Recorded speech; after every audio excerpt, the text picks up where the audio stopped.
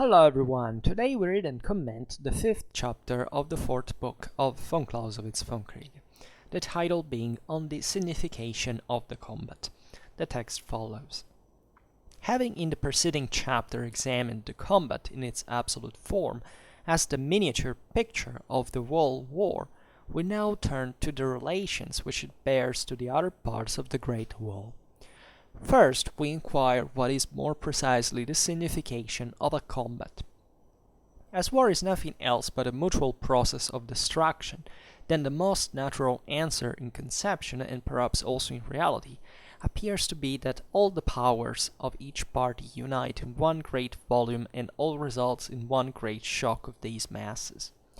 There is certainly much truth in this idea, and it seems to be very advisable that we should adhere to it, and should on that account look upon small combats at first only as necessary loss, like the shavings from a carpenter's plane.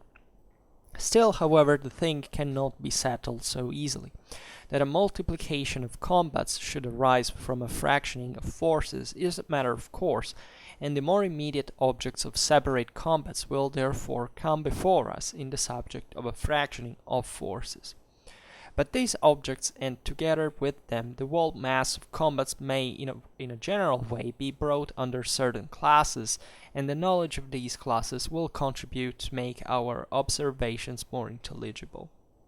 Destruction of the enemy's military forces is in reality the object of all combats, but other objects may be joined thereto, and these other objects may be at the time predominant. We must therefore draw a distinction between those in which the destruction of the enemy's forces is the principal object, and those in which it is more the means. The destruction of the enemy's force, the possession of a place, or the possession of some object may be the general motive for a combat, and it may be either one of these alone or several together, in which case, however, usually one is the principal motive. Now, the two principal forms of war, the offensive and defensive, of which we shall shortly speak, do not modify the first of these motives, but they certainly do modify the other two, and therefore if we arrange them in a scheme they will appear thus. So, offensive, defensive. 1. Destruction of enemies. 1. Destruction of enemies' force. 2. Conquest of a place. 2. Defense of a place. 3. Conquest of some object. 3. Defense of some object. These motives, however, do not seem to embrace completely the whole of the subject if we recollect that there are reconnaissances and demonstrations in which plain none of these 3 points is the object of the combat. In reality, we must, therefore, on this account, be allowed a 4th class. Strictly speaking, in reconnaissances in which we wish the enemy to show himself, in alarms by which we wish to wear him out, in demonstrations by which we wish to prevent his leaving some point or to draw him off to another, the objects are all such as can only be attained indirectly under the pretext of one of the 3 objects specified in the table, usually of the second. For the enemy whose aim is to reconnoitre must draw up in his defense as if he really intended to attack and defeat us, or drive us off, etc., etc. But this pretended object is not the real one, and our present question is only as to the latter.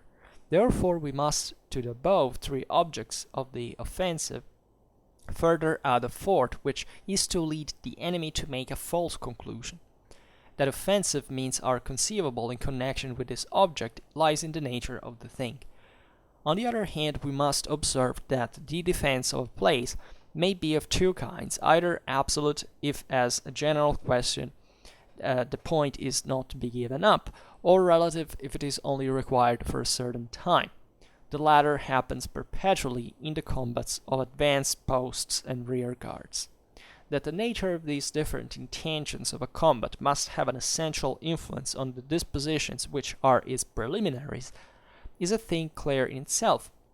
We act differently if our object is merely to drive an enemy's post out of its place from what we should if our object was to beat him completely.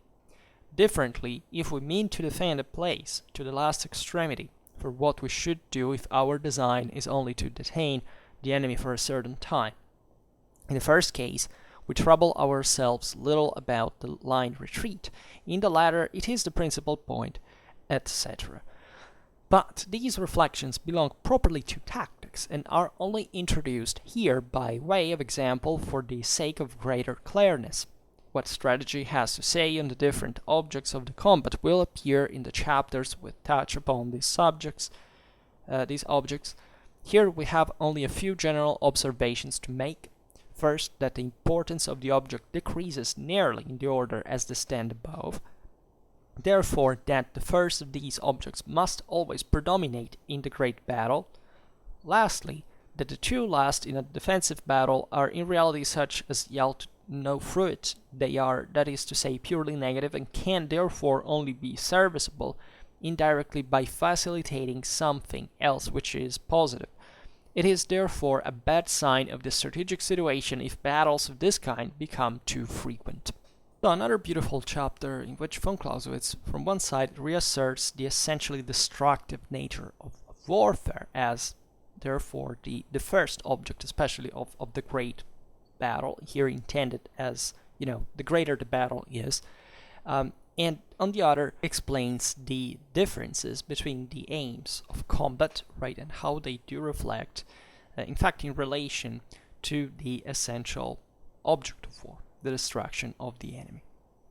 And we have naturally observed all of these aspects already before. Now we see fundamentally how they are intertwined to each other. So, on the signification of the combat, von Clausewitz writes, having in the preceding chapter examined the combat in its absolute form, right, as the miniature picture of the wall war, always remember this, we now turn to the relations which it bears to the other parts of the Great Wall. First, we inquire what is more precisely the signification of a combat. As war is nothing else but a mutual process of destruction, and reflect here on what von Clausewitz is telling to us in practice, right? How this work is nothing but, any exalted, militaristic, or, simply scrupuleless, inhuman, or unreasonable message that in war we destroy each other. Right, so you don't just go out there for destroying someone, but the other guy is going to destroy you in a certain measure. And this is always going to happen. It's properly a physical principle, right? It's something that happens in every, if you want, in every conflict, inherently, because of how conflict is wired to banally our genes, right? And how we work as living beings. But that in war, gets to the maximal level of physical destruction, right? And not only, right? Because this is gonna impact, as we've seen dramatically, the moral forces that are fundamentally the most important ones for the sake of warfare. So a war is nothing else, by the way. So it's not just, also, but among the other, no, it's nothing else. So this is its essential nature, but a mutual process of destruction. Always keep in mind this terrible statement.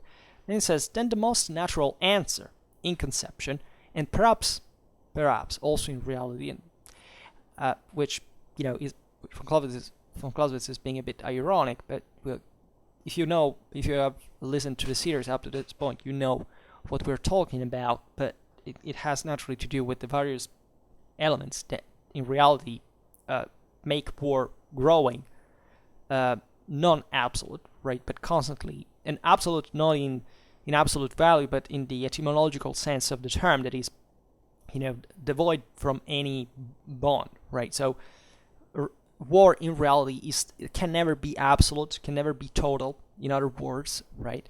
Von Clausewitz is not a fan of total war. He believes that the sake of war, that is just a tool of politics, so it doesn't have actually a spirit on its own, is tendentially, as in totally, to go towards the absolute, right?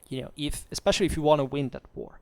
But at the same time, reality invariably brings this down, right? Because if anything, for the laws of physics, banally, but principally because of the political intention for which we fight, right? That is never been total. in practice, and that is, part of the reason also why we haven't destroyed each other in a nuclear holocaust yet. And then he says, appears, so the most natural consequence of the fact that war is nothing else but a mutual process of destruction appears to be that all the powers of each party unite in one great volume, and all results in one great shock of the masses. Right. So war, fundamentally, in spite of its restrictions that reality brings on it, is fundamentally not very far from at least the concentration of the greater forces involved in the moment in which it's waged, right? And this has to do with the classical principles of war. One day we should make a bit about it, because otherwise we also can't understand certain aspects, or at least, we don't simply make these videos without making them go tacitly, albeit, the Vom Kriege should be studied from the beginning to the end to be understood, and studied, not read. We said it at nauseam, but seemingly it's difficult even to get people interested in the idea of applicating their mind on something for a prolonged time and studying instead of wasting their time.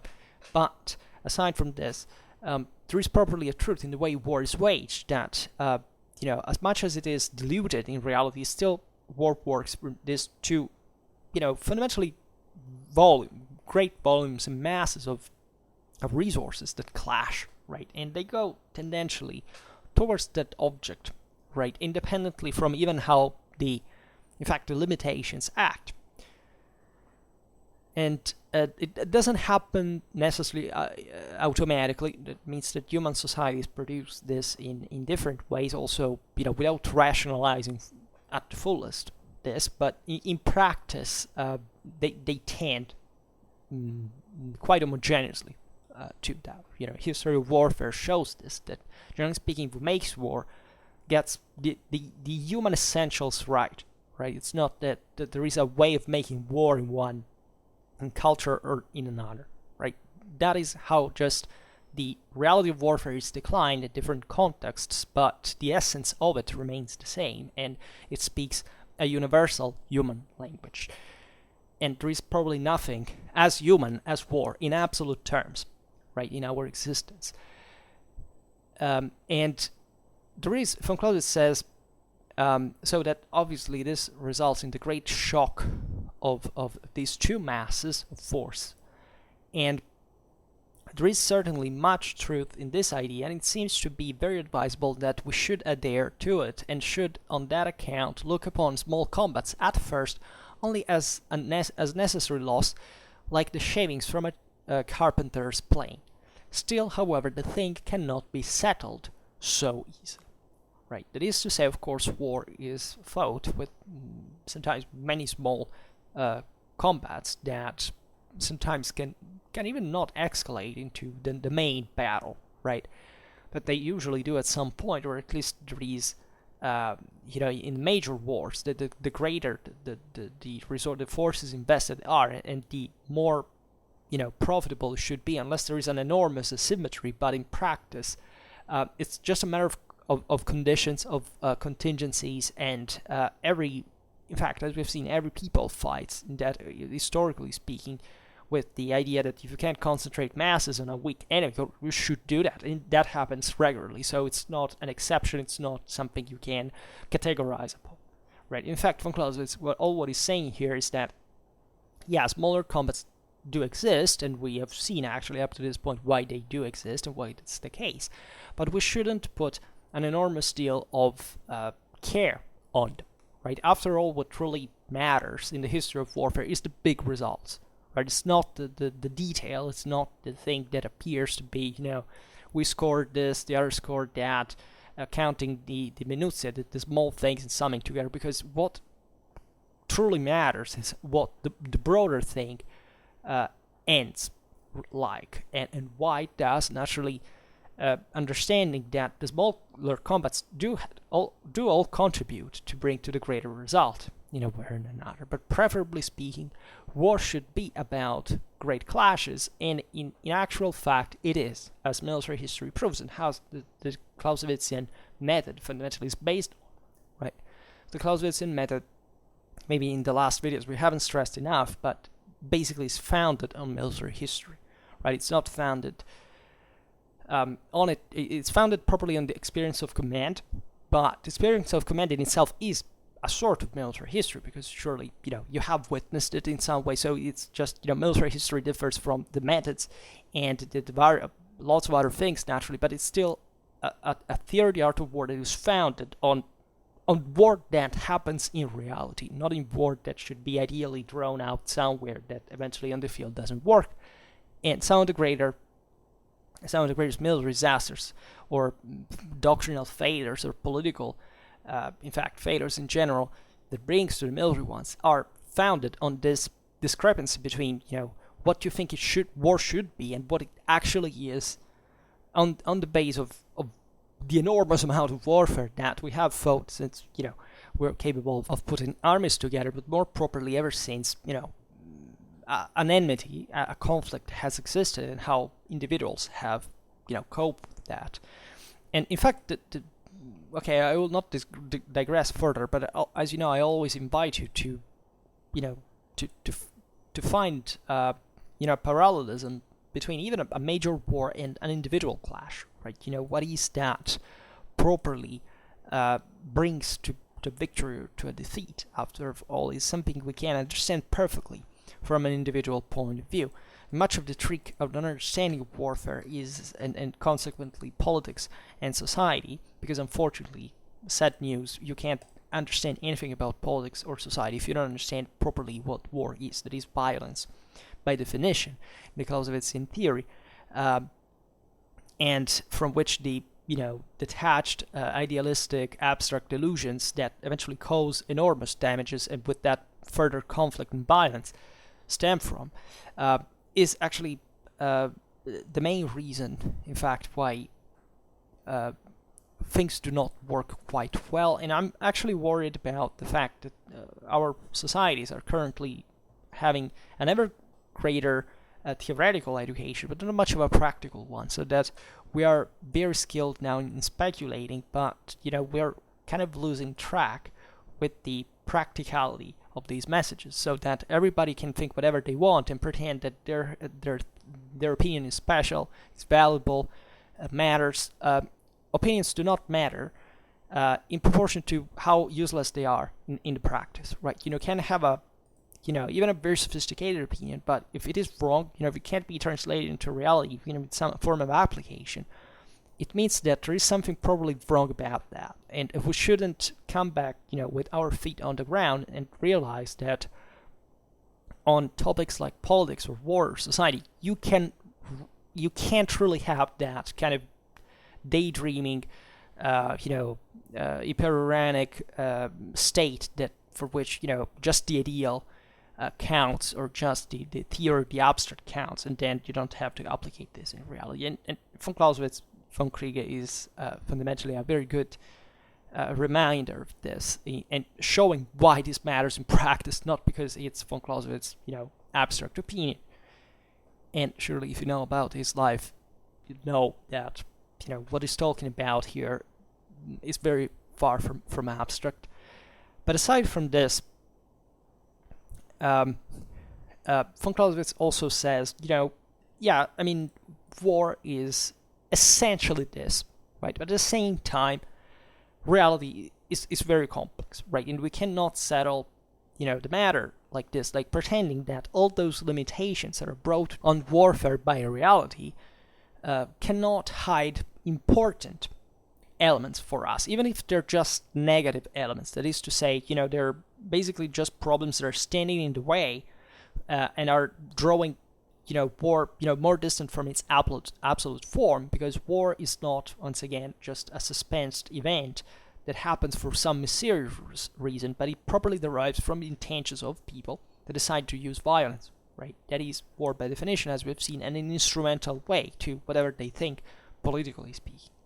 So the point is, if you want to fight a war, which you may not want, but at some point you may be forced to, right? And that's the morally speaking, another very punching reminder.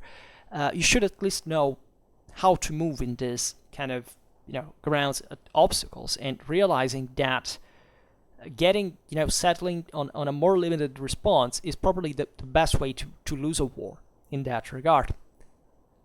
Still, you may lose it anyway. There is no magic formula for winning wars. This is also what the Vom Kriege, states unavoidably. That this is largely it's not largely, but it's probably a non-deterministic system, right? So everybody will, address warfare as saying, we should simply do this and that, and it's done. It's easy.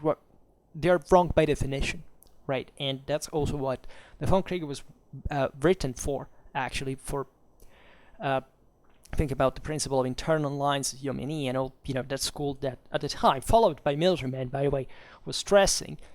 Von Clausewitz says, that doesn't work, guys. And in fact, it didn't. And in fact, we study von Clausewitz in every military academy in the world today for this very reason. It's just that most people don't even know who he is, right? And this is not just like a military problem or civilian problem. This should be a universal human problem in the first place. So what does von Clausewitz say? It says that a multiplication of combats should arise from a fractioning of forces is a matter of course, and the more immediate objects of separate combats will therefore come before us in the subject of fractioning of forces. But these objects, and together with them the whole mass of combats, may in a general way be brought under certain classes, and the knowledge of these classes will contribute to make our observations more intelligible. That is to say, in other words, that massive conflict of forces that should happen tendentially should go for the greater, by the greater scale, in a war that aims at really getting it done with, is fractioned together with the will that naturally brings to the war to be fought in all of these smaller series of movements, right? That acquire therefore a relative meaning that, of course, is going to be part of, and not linearly, by the way, of the whole outcome of war, so that you can maybe win all the smaller engagements, for example, but if you still fail the major battle, right? It's not that doing that first didn't help, but it's still not, as we were saying before, the key. First of all, you couldn't foretell it before, but secondly, you may still lose the war in the big thing, in the big clash. But also, there are this relative value is connected to different aims proper, right? That von Clausewitz here decides to classify schematically. Before he does it, he writes, destruction of the enemy's military forces is in reality the object of all combats. So he reasserts what we have already seen. Now, there is no other way to put in that. You can't go back and forth like a ballet and not striking hard, right? That's actually a loss of time. And you may be obliged to do so. You may be obliged to do so, particularly for winning in many circumstances, but it's still something that, on average, on the long run, in a military analysis, is not connected to a greatly healthy conduct of war, as military history in fact proves. And von Clausewitz says, but other objects may be joined there too, and these other objects may be at the same time predominant, right? So those aims that we were talking about before, the secondary aims, after all, aside from that come second always to the destruction of the enemy military forces, can become, in these smaller combats, at the same time predominant. And this is interesting because theoretically a war could be enough just by maybe, the secondary aspects, right? But likely that is not going to be a major war, for example. So, as we were saying before, what truly matters at the end of the day is what the political intention is and why the military instrument is employed. But, of course, here we talk about the art of war per se. So, von Clausewitz separates this from the political bound, albeit having dramatically stressed in absolute terms the unavoidable and persistent and inescapable dependency on war completely on politics. That is to say, politics makes a snap, war ends at every second, in every single situation. And naturally, the relations in which this happens are not so easy, unfortunately, sometimes, because things can simply get out of hand, and simply, by the way, because we're fighting against someone that maybe will not want to stop war when we want, right? And however, von Clausewitz says, we must therefore, here, in fact, as we were saying, he's talking specifically about the military engagements as such. So, there are certain military engagements that the whole mandate of is, not, after all, do not have as first object the destruction of the enemy military forces, but something else that can be advantageous for whichever reason you are there in the first place. And he writes, we must therefore draw a distinction between those in which the destruction of the enemy's forces is the principal object, and those in which it is more the means. So this is how he creates these classes. It says the destruction of the enemy's force, the possession of a place or the possession of some object may be the general motive for a combat, and it may be either one of these alone or several together, which case, however, usually one is the principal motive. Right? So there can be a combination that approximately brings to not even one single object to be prevalent among the others. Surely, one in relative terms, it has, if anything, for physical reasons, because equality does not exist by definition in reality, but that can be actually altogether distant from as an object to the destruction of the enemy's force. And he makes this example, for example, the possession of a place or its defense, conversely, or some other reason for luring the enemy, as we'll see now. And von Clausewitz writes, now the two principal forms of war, the offensive and defensive, of which we shall shortly speak, do not modify the first of these motives, but they certainly do modify the other two, and therefore if we arrange them in a scheme, they would appear thus. So offensive, defensive, right? So these are three classes. The first, destruction of the enemy's force from one side, and destruction of the enemy's force from the other. This is, in theory, absolute warfare. Right, so you just want to annihilate one another. In reality, it's never 100% like this, right? Actually, most of the times, nobody wants to destroy one another, right? Completely, right? We just want to achieve a certain result that is good enough for what we have to do. The second class, he puts conquest/defense. So this is conversely of a place. One side wants to conquer one place, the other wants to defend it. 3. Conquest, defense of the same object, right? So this can vary brutally, as you understand, because the objects can be theoretically infinite in many ways. They're always connected with the ones of the first two classes, right? Everybody wants to destroy the enemy's force, or to fight simply on a physical reality where you have to hold a position, right, or take it away from the enemy, right? But still, there can be something much more complicated, at least in the connections that the various aims are forming all together.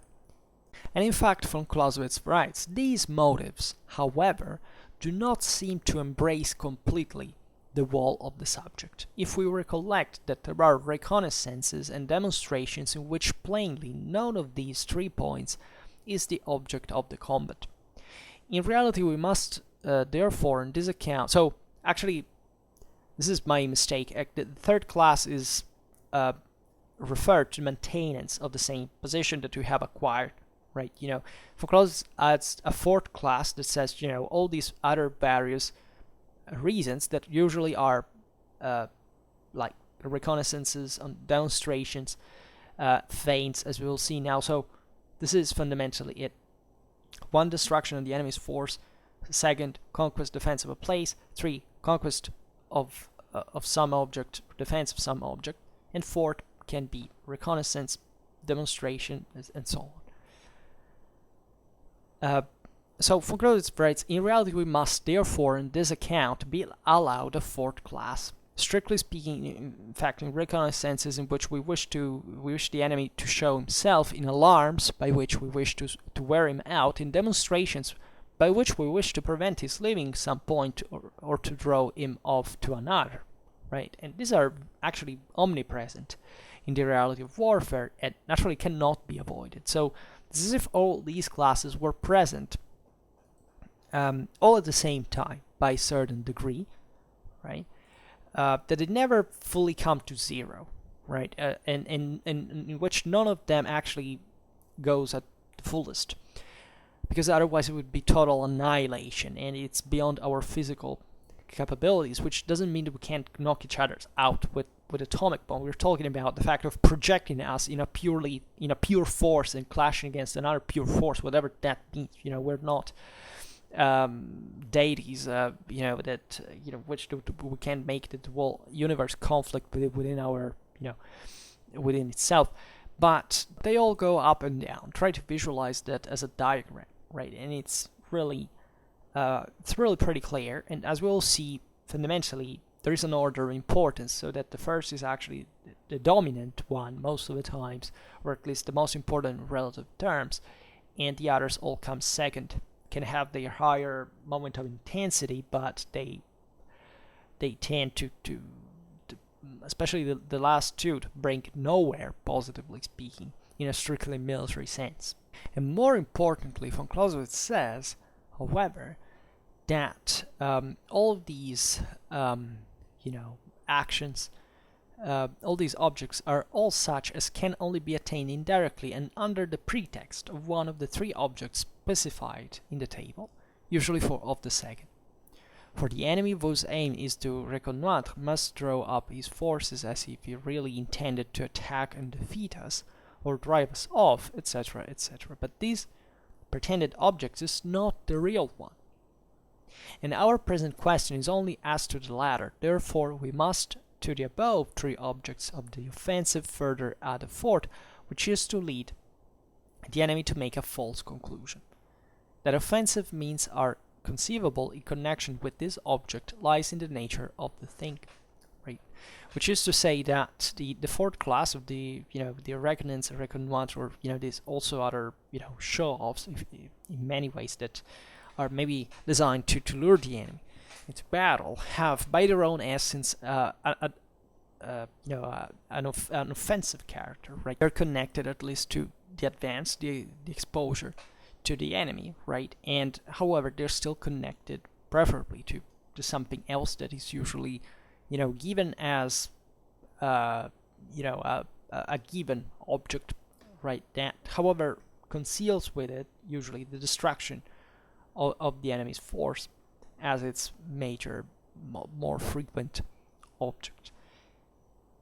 Von Clausewitz writes, on the other hand, we must observe that the defense of a place may be of two kinds, either absolute, if as a general question the point is not to be given up, or relative, if it is only required for a certain time. The latter happens perpetually in the combats of advanced posts and rear guards. Right, so in advanced posts and rear guards, that after all, that position is not necessarily to be abandoned, but it's either serving to a greater purpose, or at some point, you will have to get away from that, right? You may be, as a vanguard, you may have to secure the position for the army to settle in. It's evident, but at that point, naturally, the object seems to be usually something else, right? At least the importance of the position in that case decreases in relation to the forces that are employed in it. That is not about the position itself, but properly the physical place where this is happening, and therefore the relative importance of the same defense in itself, right? Because the larger the forces, naturally, you can even break through the defenses, but still you have to fight with someone inside. So that is going to decrease in turn the enemy's possibilities of pushing through in that case. But this is another aspect. Then von Clausewitz writes that the nature of these different intentions of a combat must have an essential influence on the dispositions which are its preliminaries, is a thing clear in itself, right? We act differently if our object is merely to drive an enemy's post out of its place from what we should if our object was to beat him completely, right? Differently, if we mean to defend a place to the last extremity for what we should do if our design is only to detain the enemy for a certain time. In the first case, we trouble ourselves little about the line of retreat. In the latter, it is the principal point, etc.